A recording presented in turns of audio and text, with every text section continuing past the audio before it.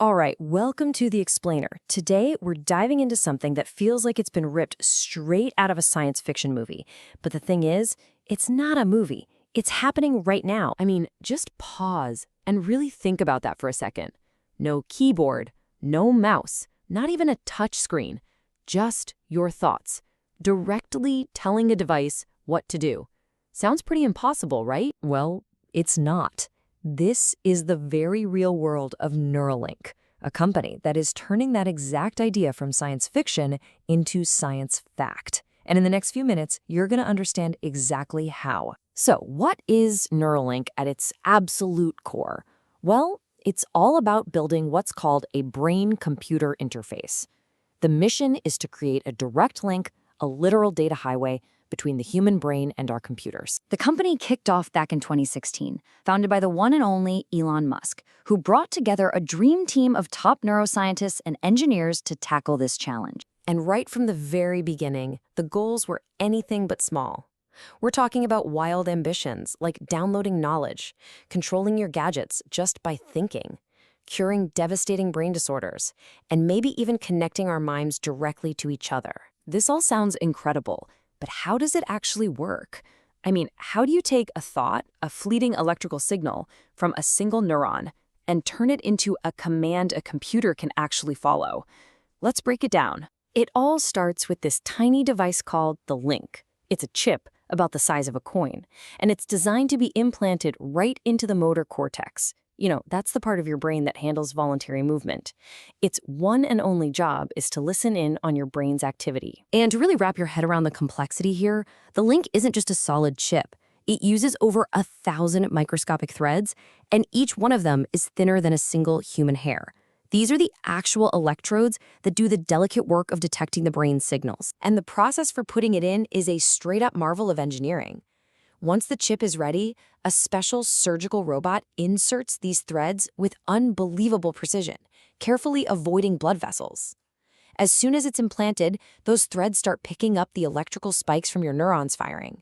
Then, the chip wirelessly zaps that data to a computer to be decoded. It's a seamless flow, from thought to digital action. Okay, so that's all the theory. But what has this tech actually done in the real world? What are the results?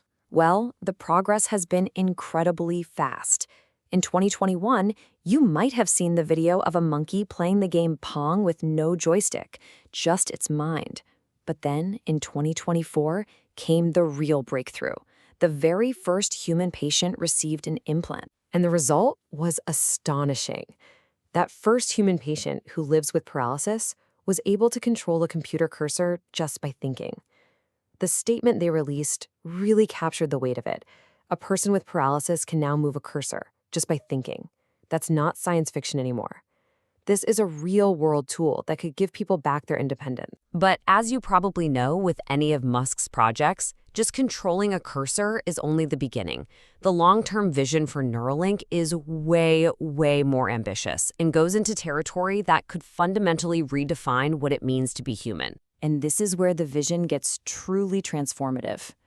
The long-term roadmap talks about things like curing blindness and deafness by feeding sensory data directly into the brain, reversing paralysis on a massive scale, even enabling a kind of telepathy.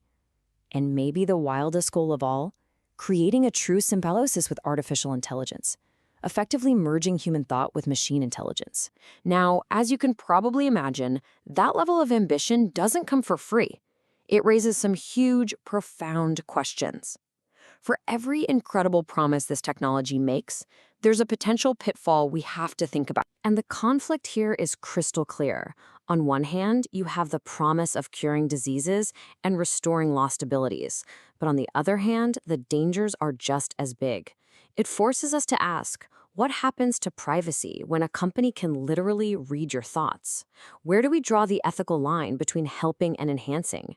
And the big one, who owns and controls the data from inside our own heads? So we're left at this huge fork in the road, facing a question that could define our entire future. Is this the next natural step in human evolution? Or are we starting to build a sci-fi nightmare that we can't control? We don't have all the answers. Nobody does.